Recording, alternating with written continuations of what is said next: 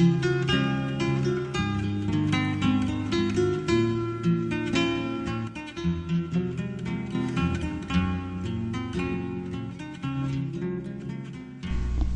we will meet with Father Francis, who is from Tanzania. This year, he will finish his master's degree from St. John's Theology School. A systemic way of exploiting people because you want to benefit more from the resources. And that is the reason. The opportunities for them to start to go to school were not there. They were not given such opportunities. Now, if you're not given an opportunity to start to go to school, it's not easy for you to be employed. Yeah. Even at this time when now America is experiencing this recession, you find that the great number of Africans have been taken out of their job, and then you come with the second class is Latino people who speak Spanish, and then the white people is only 70% have been out of their job, but more than 30% of black people have been are not employed. Now that's the problem. American societies are divided into races, divided into how much money you earn. Therefore, you associate with the group of people whom you have almost the same kind of income. So they will divide upper class, middle class. Yeah, upper class, middle class, and low class. Most of the refugees, especially when I speak of Minnesota, most of them, like these Somali people, work low jobs. At the same time, they work in turkey farms. Yeah. Now most of these Somali immigrants here in Minnesota work in those farms.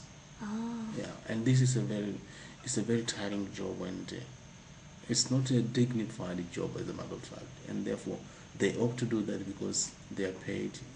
They get some money. In the United States, it's very high this time. People are talking about immigration because without immigrants, like in California, United States cannot eat because these immigrants are the ones who are working in the farms, and they are paid less.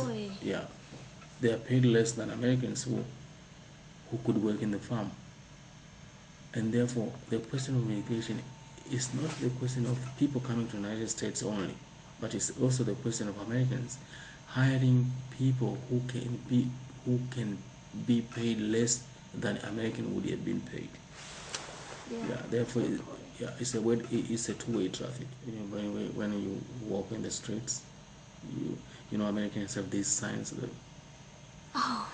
or someone can just ignore. Or sometimes someone will say, "Excuse me, I will not trust it," and they answer, "Oh, you are excused." He doesn't listen to you.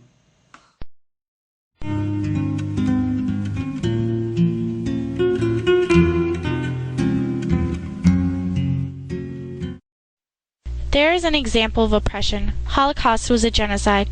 Nazi regime led by Adolf Hitler killed Jews, disabled people, and other people who they thought were inferior.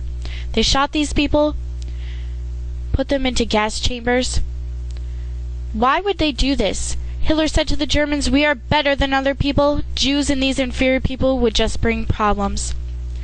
When you're shopping, have you ever thought about where your goods come from? Let me tell you, these goods come from sweatshops. What is a sweatshop? Sweatshops are a place where working conditions are extremely bad. Workers work for very long periods of time just to get a little salary, therefore can hardly support their family and themselves. What can we do? Don't buy products made from sweatshops. Sweatshops had violated economic justice.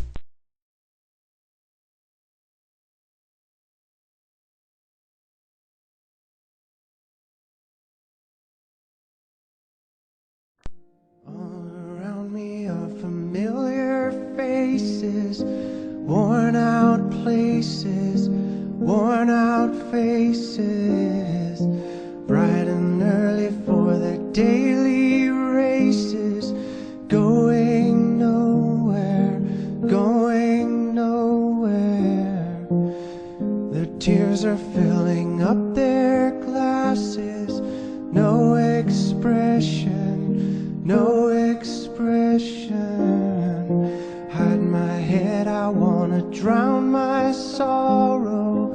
No tomorrow, no tomorrow.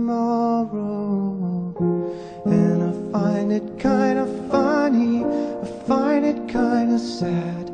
The dreams in which I'm dying are the best I've ever